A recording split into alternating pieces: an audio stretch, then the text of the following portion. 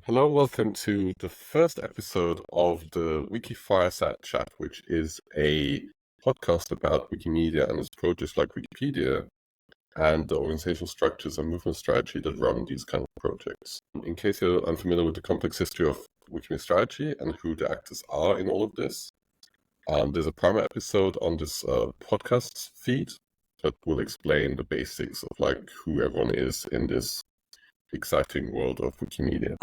What we share usually in our conversations are our own personal thoughts. They are our experiences and stories that are just passed down through word of mouth, through documented work from other Wikimedians and people who hold a lot of institutional knowledge on the movement. Our conversation is laid back. It is definitely not comprehensive. It's not even meant to be academic in any way, shape, form, or fashion. But we're here. Just have a conversation, explore, and dive into the intriguing and complex world that we call the Wikiverse.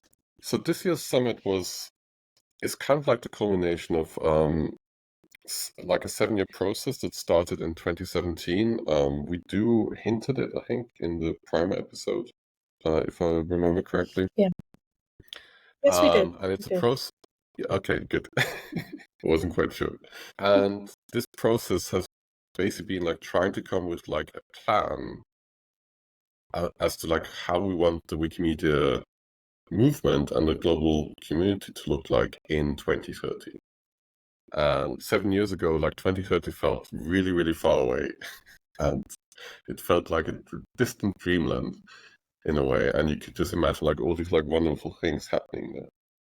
And it was kind of like like in 2017, we were at a point in Wikimedia where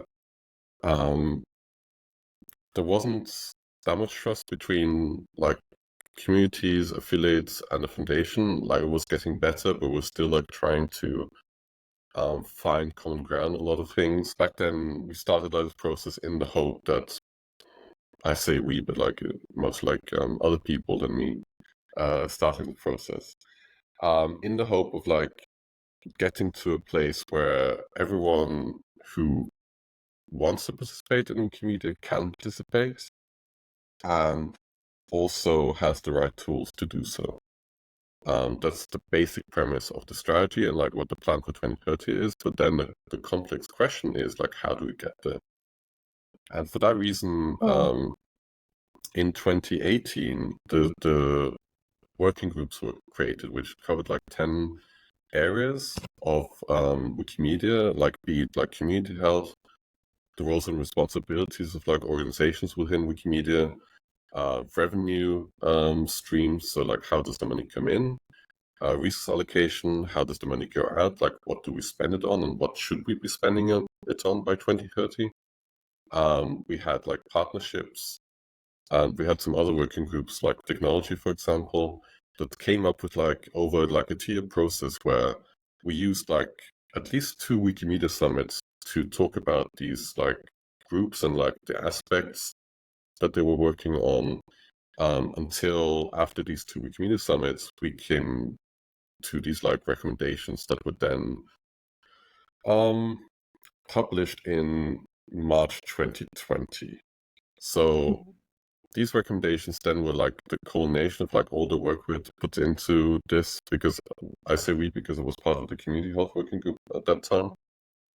And these recommendations were then the foundation for like all the implementation work that's happened since, which also includes the movement charter, for example. There were about like 150 people involved in the working groups back then of the strategy process, and that kind of like then dwindled a bit because the working groups like were then disbanded because the recommendations had been done. And then the big question was like, okay, how do we actually implement this now? And the pandemic obviously had like a big impact on actually talking to each other in person and like finding out like what we all wanted to do with them. And we kind of had like 2 years like with the pandemic where none of this was clear and we couldn't meet in person. and it kind of hindered a bit the process of like getting this done, especially when it came to like global governance structures, which are like the area of the movement charter. And yeah, about like 2.5 years ago, almost 3 years now, the implementation started like on the global council. Like initially it was thought to like there should be like an internal global council that would just like start discussing certain aspects of the charter and like going through them and like having a back and forth conversation. Unfortunately, it all turned out a bit differently with like an elected movement charter drafting committee that was elected by the online communities and the affiliates. And I'm sure like there will be a episode in the future where we can talk a bit more about like what went wrong in that process. But it took 2 years to get to this point where we now have the movement charter drafting committee did a lot of work to get us to the point where we have like a draft that looks like it does right now. And the summit for this year, to go back to the initial topic of this conversation, in like kind of informed the movement charter drafting committee on like how the affiliates felt about the kind like one of the final drafts. That's why it's a culmination of the last 7 years, because this chart is kind of like the foundation of what we're trying to do in the future. And if this doesn't work out, it's going to be a lot more difficult to find that common foundation to then like build everything else upon. Job, maybe you can talk a bit about like what your expectations were coming to the summit that aren't as like high stakes as I just described them. I mean, but for something like the summit, the stakes are always high. When forming a movement charter, the stakes are always high. You're talking about years and years of conversations and a product that essentially could be the determinant for what the movement becomes in the future and what free knowledge means for, in our world, not just today, but also 10, 20, 50 years from now. So it's, the expectations going into the summit are big and they are high. And I think Maybe we going into the summit, yeah. Maybe we should first like explain very briefly like who actually takes part in the summit. Yeah. Yeah, Do you want that to might be a good idea. explain that? A good place to start? Yeah, I can just briefly explain that. The Wikimedia Summit is the annual gathering of the affiliates of Wikimedia, which are recognized like entities by the Wikimedia Foundation. They can range from like Wikimedia Germany with like 100,000 members to a very small user group around cemeteries called Wiki Cemeteries user group, I think, consisting of 4 or 5 people. So like there's a big difference in like who takes part and like what the interests, the needs, and the goals are for like a conference like that. And every year since 2017, when it has been held, the summit has been focused on like developing the strategy process further. And this year is kind of like the culmination of this, where we get to the point of talking about the charter. So maybe you're like, like what were your expectations about that? I guess just going through a lot of the conversations that happened before the summit, I had different scenarios play out in my head, to be honest, Philip. Um, I imagined the very worst case scenario, which is we get to a point where people are throwing chairs all over the place and saying, this is just not going to work. And, the extremely positive end where I imagined we would actually just say, you know what, we're aligned, we're fine, this makes sense, let's do this, and figure out the kinks as we go. I think we landed somewhere Yeah. that's true. Like your image of like people throwing chairs around is like my first reaction was like, great, like finally there's like emotion in this and like people care. Because like I've been to many Wikimedia events and what always fascinated me is like this there's not much emotion involved usually. Like Mm-hmm. and sometimes that's good because like there's not that much open conflict in a way. But sometimes it would just be better to like have a small open conflict and get through a topic and then just be done with it instead of like never Yeah. really like talking about it openly. And I think that's something that then comes like up like after the summit in terms like, oh, we didn't talk about this openly, or at least not as much as we should have, and now someone's like upset Right. that we didn't. Yeah. Mm-hmm. Mm-hmm. But yeah, like I mean, we also talked about it before the summit, and it was kind of like an up and down depending like how like depending on the information we had like from different groups as to like where they were in the preparation of this summit. So even though like I wasn't going to be attending, still was like my initial like my thought before the summit was like that not much would come out of it. So yeah, I I kind of agree with you in that way, Job, but I guess things let's see how things went during the summit. Yeah, let's see how things went during the summit. I think it was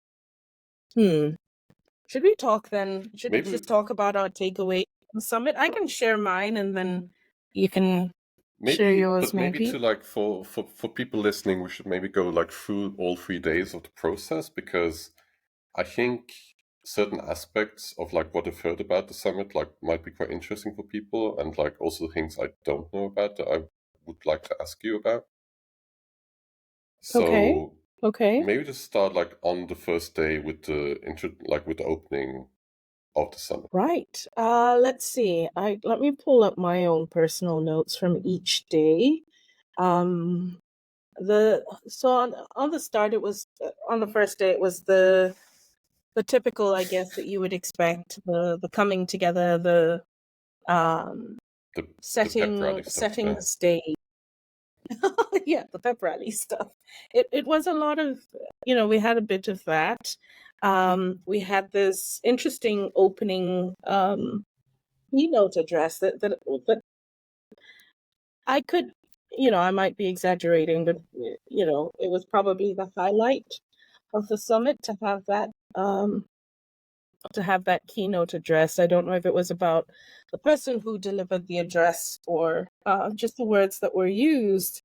But he, in the opening, the message was really about recognizing and just remembering that we are custodians of knowledge, and that as custodians of knowledge collectively across the movement, we have a responsibility for enabling a just and equal society, which was a lot of responsibility to hear someone put on our shoulders, considering why we were at the summit in the first place. Yeah, Um, I just looked. I so just looked up his name, and it's Amitabh Behar, like who's the executive director of Oxfam, which is a big yeah, worldwide NGO. yeah, yeah, yeah. So Amitabh had made some really powerful statements, and he did get into some of the sticky conversations, the ones that we often try to skirt around, or we use political speak to talk about it. Mm, But he did say, he reminded us that as we're thinking about this movement charter, and given that the charter is about shifting how we work. It is about moving and potentially rethinking to some extent how our movement is governed. And in shifting and moving and yeah. trying to get collective thinking, often you're also grappling against structures and institutions, that want to hold on to their role, that want to hold on to the power that they've garnered over time. But he did say that we should Mm, remember that that is a reality, and that structures will find ways to hold on to power. But he also talked about, he referenced the work that happens at Oxfam and how their work, for instance, no, not the work at Oxfam, but rather he referenced the work of Save the Children, in terms of how funds are gathered and then redistributed for the collective. So he referenced that as an example that we might want to learn from, but he mentions also that it's important to think of resource distribution and resourcing as something that goes to real people, the real people that we're trying to solve for. The quote that he did share was that he said that international NGOs in the world today have three options: die peacefully, die ugly, or transform. And for our movement, we need to think about where we are in that. Are we planning to die peacefully, die ugly, through infighting, or do we want to transform? So those powerful words really set the stage for the day. And then following that, on the first day, we did a gallery walk of the different parts of the charter. So you could just go to the wall and put up a post-it with some immediate thoughts and some immediate thinking on the different parts of the charter. So if you came in heavy with some serious major thoughts and about different parts of the charter, that gallery walk was the opportunity to put that thinking on post-its, because the rest of the days were set up so that we were mostly breaking out into different rooms, and focusing on different specific sections of the charter. And so that gallery walk was the opportunity to share thoughts across the board before going into the room that is the focus of the charter that you wanted to engage on, which I thought was, an interesting way to shape things, because it helped us focus our thinking and the conversation. And so that was day one. We came back at the end of day one to see where we were.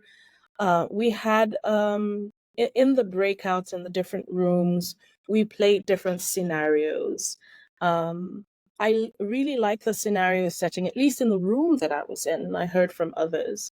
I like the scenario setting because many people walked out of it potentially with a clearer understanding of why we do need to form governance structures and put roles and responsibilities and be clear about where the buck stops,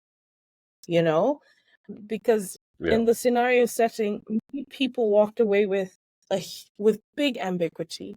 When you have 4 movement structures sitting at a table, you have the affiliates, a hub structure, the global council structure, and AFCOM, and there's a tiny problem that is meant to be solved for a community member that cannot be solved because no one has the final say or the responsibility to say, here's how we solve this problem. That leaves a big gap, no?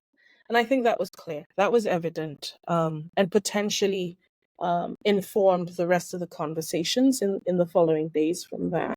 In the room that I was in, it was it was really personal, because the person who role played in this case did live through a situation like that, where there's a problem or there's conflict within the community that is not being resolved, and the volunteers and the editors who are part of this community continue to grapple with the problem because there is no governance body that is willing or able or has the complete agency and the responsibility to step in, mediate, and make strong decisions, especially when a party refuses to come to the table, to the mediation table. What do you do in that case? Things like that. So it was pretty raw, but real, which was great. So that was day one. Yeah. Do you feel, and then after day one, people had a basic idea of what was asked of them? or like what the challenge was like for the next 2 days? Oh, that's a really good question, Philip. So there might there might have been a mix, depending on how you came to the summit. Yeah, Um, I expect, my perception is that everyone came in with the sense that we were to give input so that we can have a final charter that we will then vote to ratify.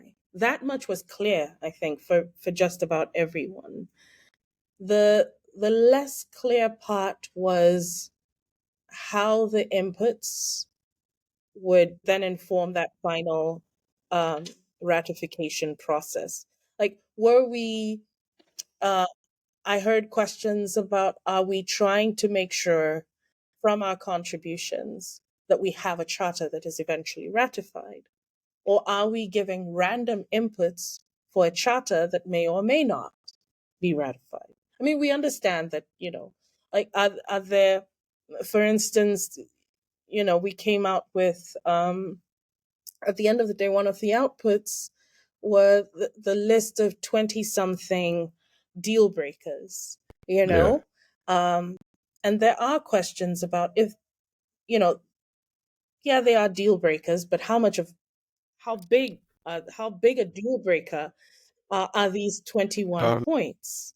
You know, how much does it hurt? yeah, yeah. How much does it hurt? That was the question. How much does it hurt?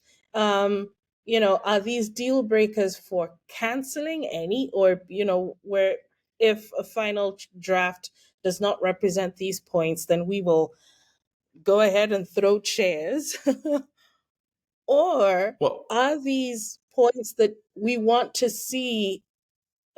Because if you look at some of those deal breakers, some of them are about thinking into the future of the charter and how we adapt, how we modify, how flexible are we about redoing the charter and or different parts of the charter and things like that down the line. So there were pieces yeah, like that, I think. I was wondering a bit about like, okay, so like the affiliates say like, oh, those are deal breakers, but like I'm not sure exactly what kind of leverage they have to say like this is not something we accept. So like what is the leverage in this system Mm-hmm. that would make Mm-hmm. those things a deal breaker? That is, I mean, leverage, and I think potentially there is some leverage because you know there's the voice of many that can shift a conversation, um, and the leverage would be in the way that voting happens, you know.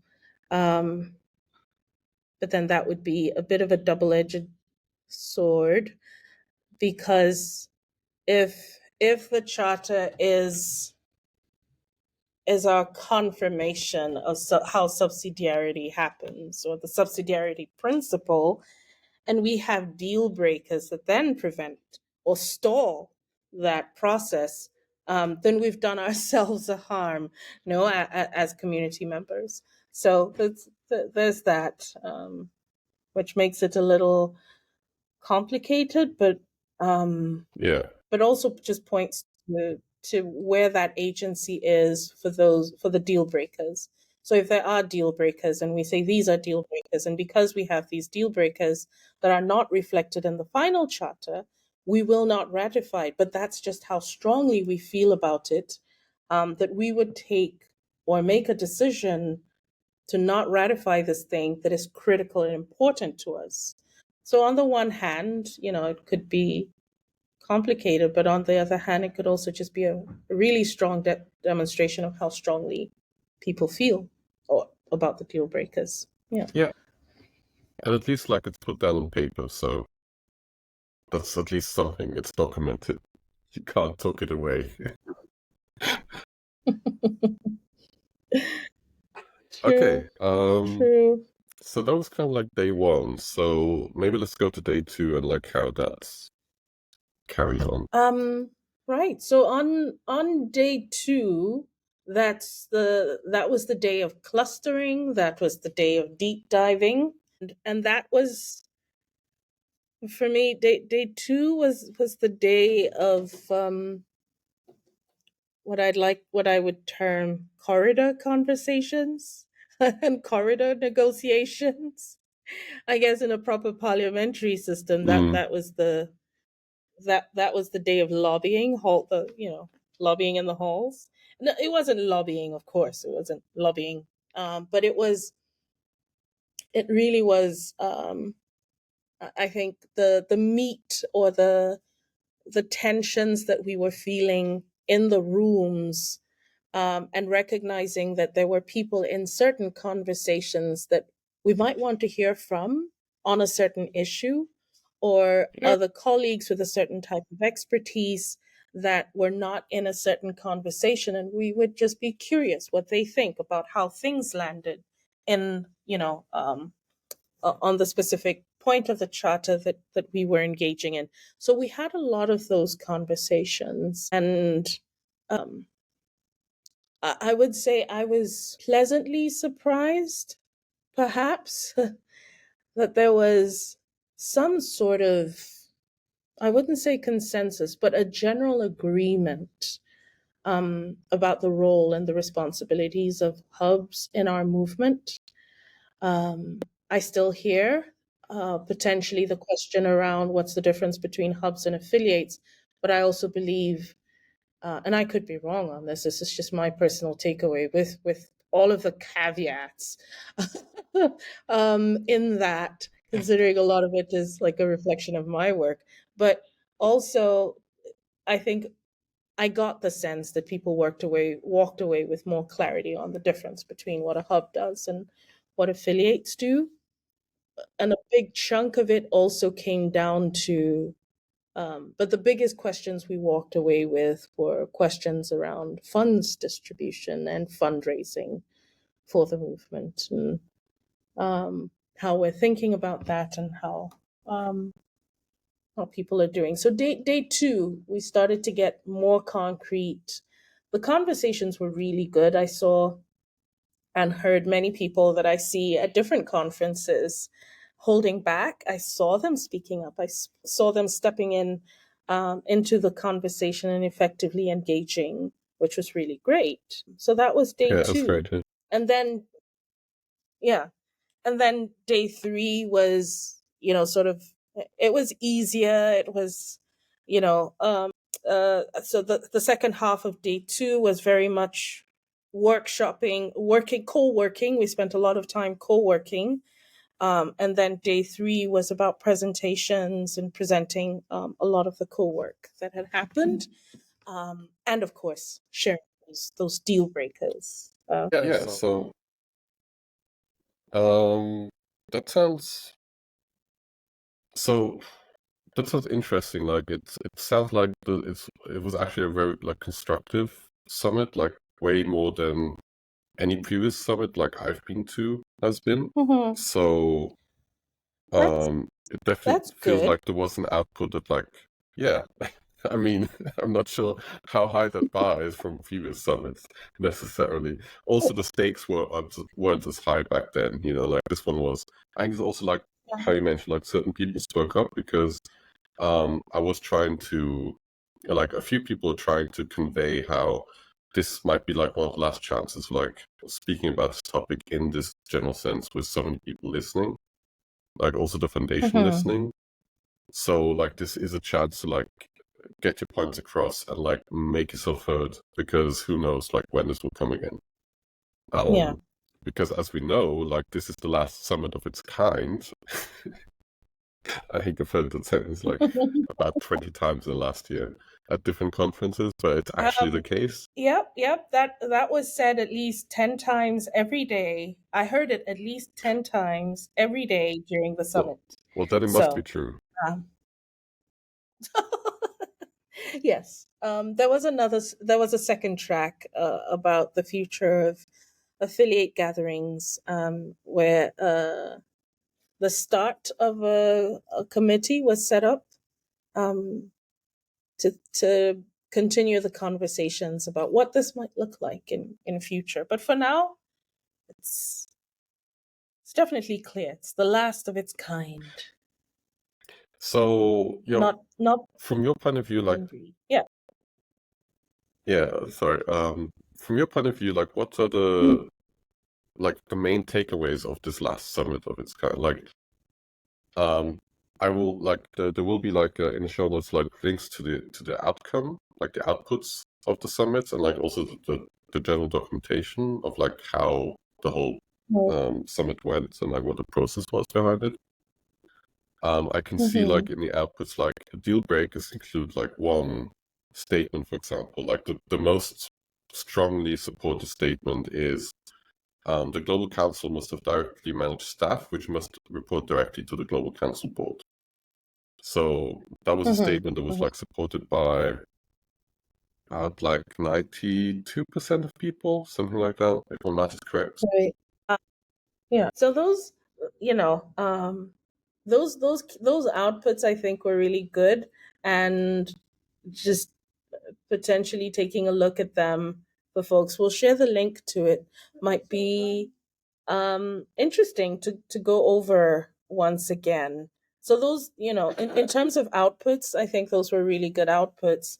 But also, I wasn't in that room on fundraising and funds distribution, but based on the feedback that I heard from that, it sounds like some very hard conversations did happen. Some very honest conversations did happen. I'm not too sure how and where things landed, but I would really be very curious to hear from people who were in the room, how they felt things landed. I got mixed takeaways from that conversation, but there was an obvious need to bottom up decision making, sharing sharing data and information, and that and the need for that decision making to be transparent, equitable, and things. Those were hard pieces that I heard many people reference. But in the middle and in the mix of that was just a strong desire for actual trust-based philanthropy and actual participatory grant making, in not just in words, but in not just in words and principle, but also in action. It also speaks to how Wikimedia has a unique revenue stream in a way that's created by the people who actually use the platform and not by the platform holder. So philanthropy is a nice word, but it doesn't really apply because the editors and also the readers generate this generate these donations, and it's not like the Wikimedia Foundation itself is generating this income necessarily. So in my mind, it's also a lot about funds distribution that is generated by the people anyway, and not by a central platform necessarily. So yeah, getting away from this grant system would definitely help also reduce the bureaucracy around it, and the volunteer time spent on it. So yeah, maybe to finish up this conversation about the summit. Is there anything else you would like to add about the summit? How it made you feel, what your impressions were in general, and what you thought when you left Berlin? Well, for me personally, Philip, my emotions were mixed. Personally, there was a part of me was just really happy to see a movement that, because leading up to the summit, one of the reservations I had was just some of the conversations that I started to hear about coordination and collaboration structures in our movement, aka hubs. And I was starting to get a little worried about the trend in that conversation. But going to the summit completely dispelled those fears, because it solidified the role that hubs have for our movement and in our movement, not as a part, and it's really great to see how it was very clear that hubs are not a part of, are not a governance structure, but that they are an enabler of our governance ecosystem. And that for me was Mhm. clear. I walked away with that clarity, and I was really happy about that.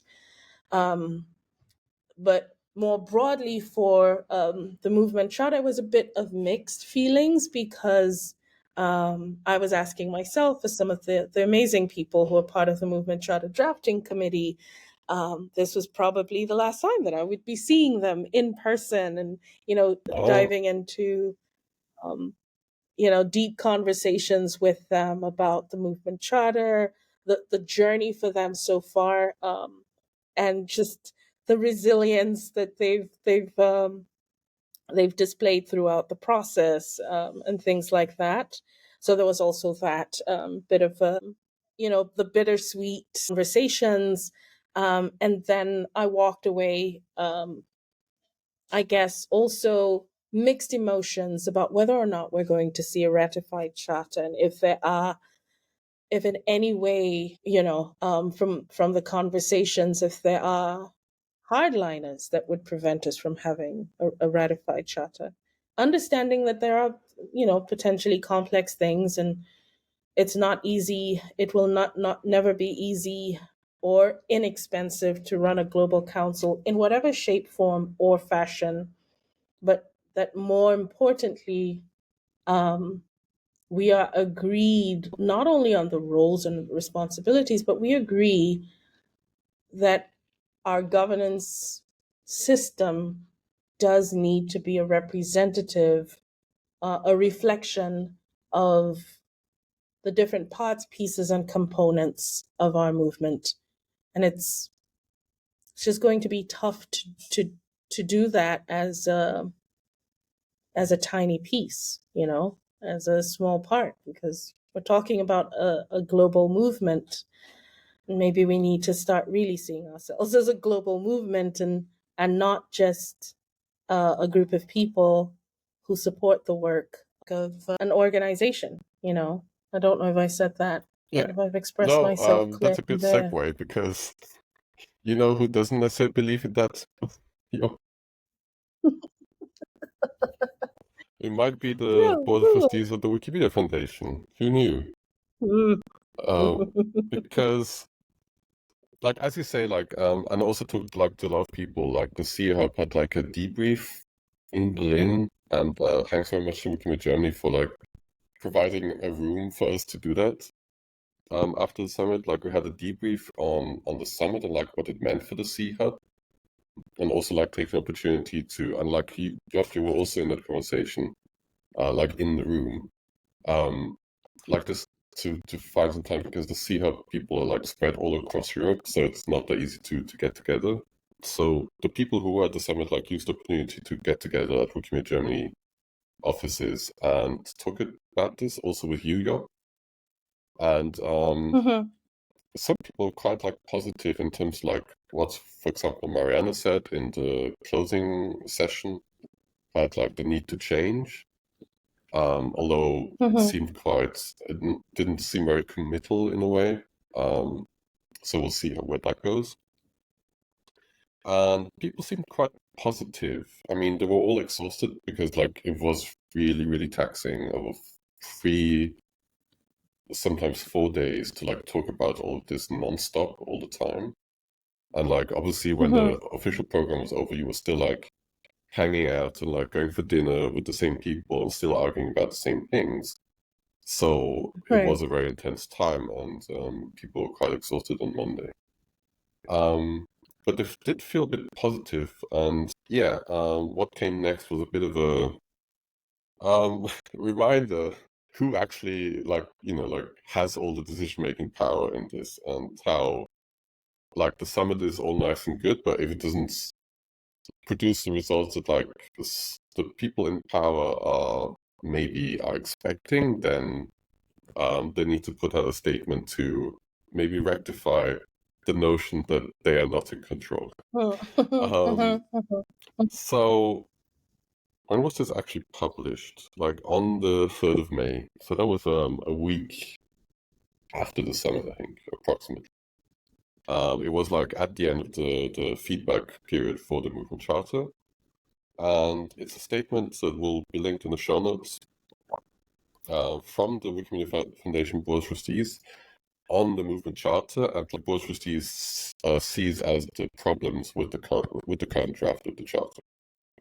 And it goes into quite a lot of operational detail. Like, it also asks like operational questions of a charter that's not designed to be operational. I think that's a general issue in Wikimedia, that like we put it like these grand strategies, and then the first question always is like, okay, so how do we implement this minute detail of it without knowing like the rest of the structure? So there's a tendency to like make it very like plastic, and not plastic, but like kind of like tangible in a way, to better understand it. But like, especially with strategy, it's not always that easy to make it that tangible in the beginning. You just have to trust that like what is written down is written down in a spirit that like everyone understands. And from what I understand of the summit, it really felt like people had the common understanding, the common spirit of like where this needs to go, like where this process needs to go. So in that sense, like the Board of Trustees statement kind of like undermines all of that. And it made a lot of people very angry who were like have been working on this process for a very, very long time. Even those that haven't been along for that long were quite disappointed by it. And what the Board of Trustees statement basically says is like certain aspects of the charter, for example, the whole global council structure needs to be minimized and like put into some kind of prototyping, so that like it can then be iterated upon and basically be like used as a test structure to see if it actually works or not. And that kind of like, in a way, contradicts like the whole idea of a global council being like the core of the new like global decision making structure. So obviously, like, it doesn't really. It just feels like the Board of Trustees is very far away from what many other people are thinking about this. And obviously, like, their point of view is very very heavily influenced by what the legal team from the foundation says, like which kind of questions they ask the legal team about the role of the Wikimedia Foundation, all of this. And they are foremost and like almost exclusively, their interest has to lie with like the foundation. And as you said, like with the opening session and the keynote speech, like this is kind of like a reflection of that, like how power finds a way to like stay in power. And this statement really really drives home the points about like how this can manifest itself. But it doesn't stop with the Global Council, this statement. It also goes into like the values section. The charter has a values section that explains certain terminology to make sure that like we all understand the same spirit of like certain words like safety and equity and participation, and what even free knowledge is as a definition. The Board of Trustees now says like, oh, this has never been ratified separately, so it can't be in the charter. And I mean, I did write a response to this, which is called review and fact checking. It's more review than fact checking. There's only one fact checking part in there, really. So I kind of went overboard with the review and the personal opinion on what the Board of Trustees statement contains.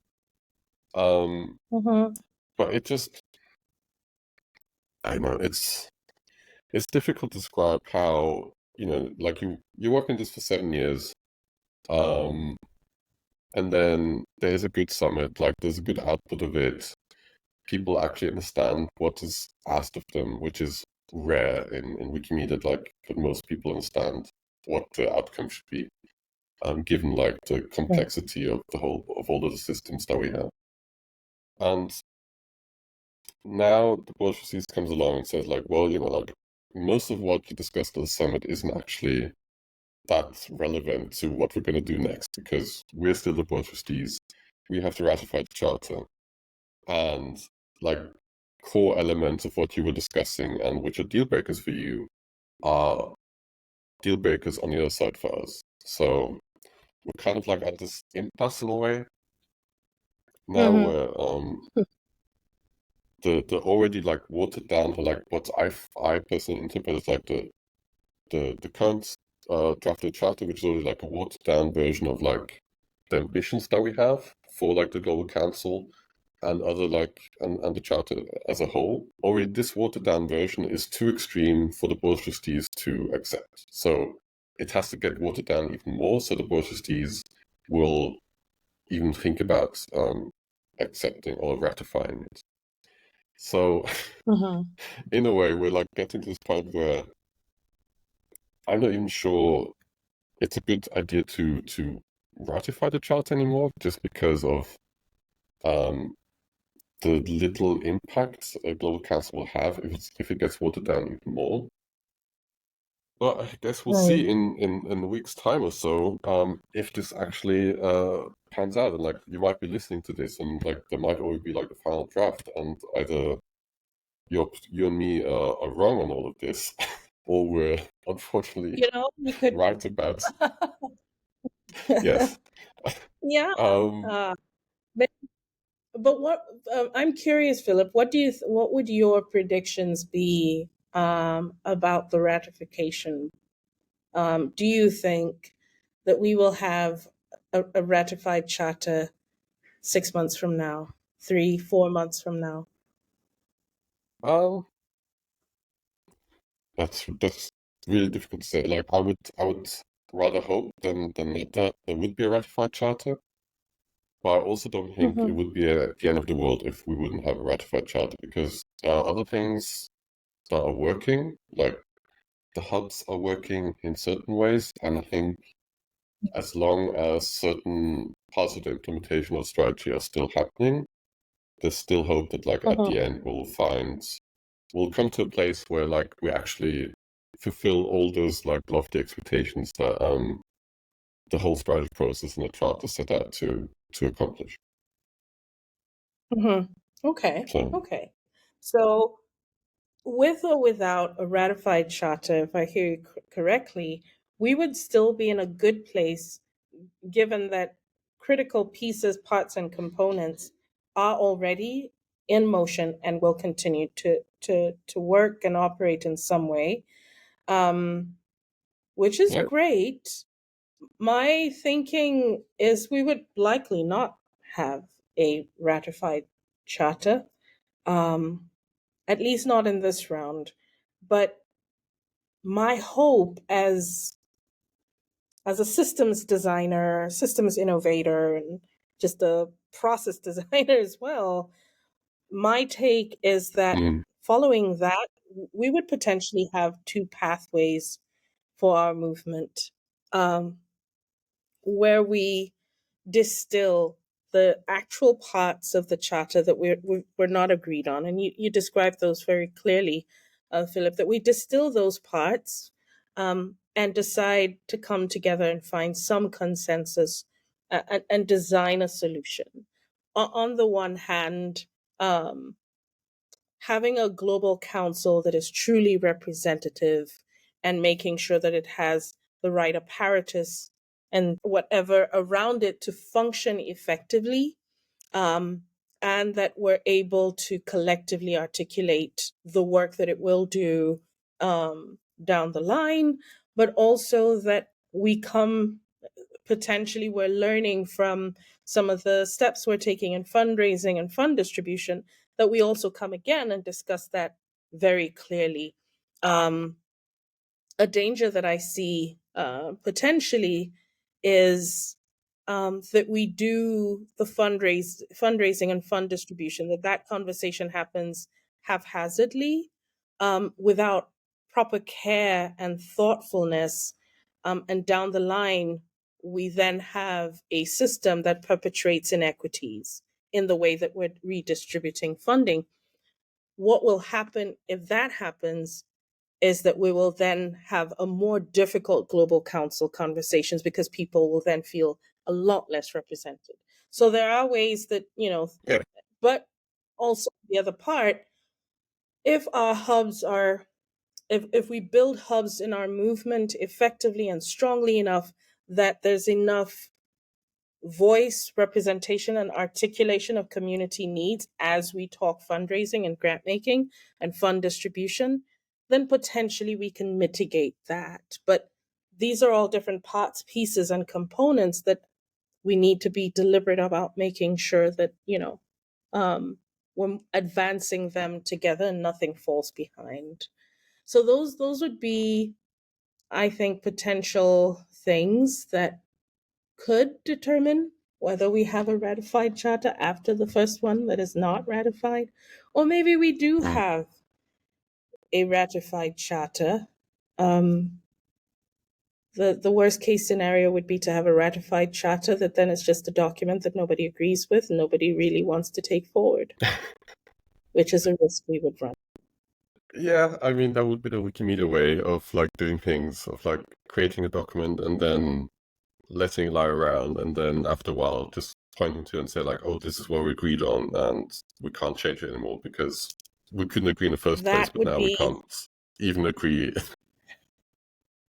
if that on happens, I anything. will write a sonnet So about the tragedy that was the we'll movement. see. Yeah. Yeah.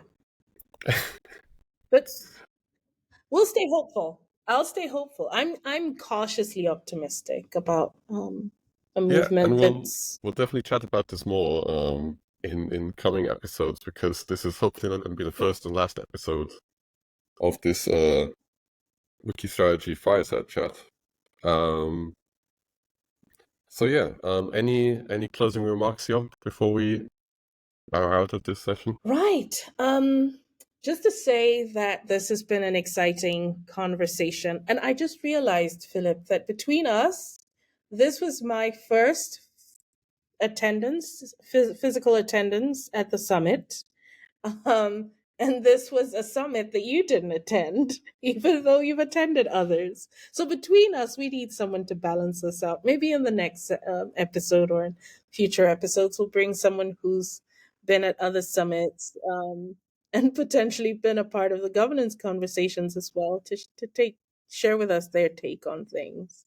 Because I might have gone with rose-colored glasses to the summit as well, Yeah, it's like Wikimedia. Like your first Wikimedia is always your favorite Wikimedia. Yes. True. Although True. I'm not sure that's true for me, but that's a different conversation maybe before this year's Wikimedia. Okay. Yes. Yeah.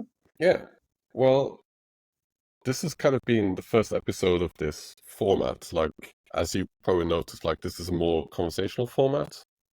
There is the challenge of like the internet and the world and being in very distant places from each other and still trying to have a conversation despite like some lag issues. So we hope this was kind of okay to listen to.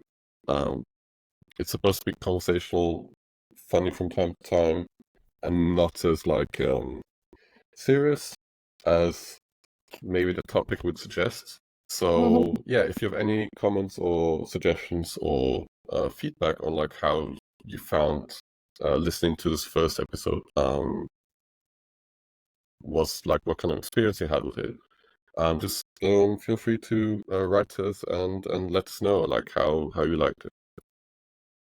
So yeah. And let us know as well if you would like to join us for one of these conversations, because, we always love a good chat. And fireside chats, the more the merrier. Yeah, speaking of Fireside Chat, there's one license attribution we still have to throw out there at the end of each episode. The audio file you hear at the beginning and at the end is a Campfire sound ambience file from Wikimedia Commons, which has been created by Glaneur under CC BY 3.0. And yeah, that's the episode. Thanks for listening. And do you want to see us out? Yep. Thank you for listening. We will be talking to you again in the next episode. Have a wonderful day, night, evening, morning, wherever it is, whatever time it is that you're listening to us. We'll talk again soon. Bye, Philip. Bye.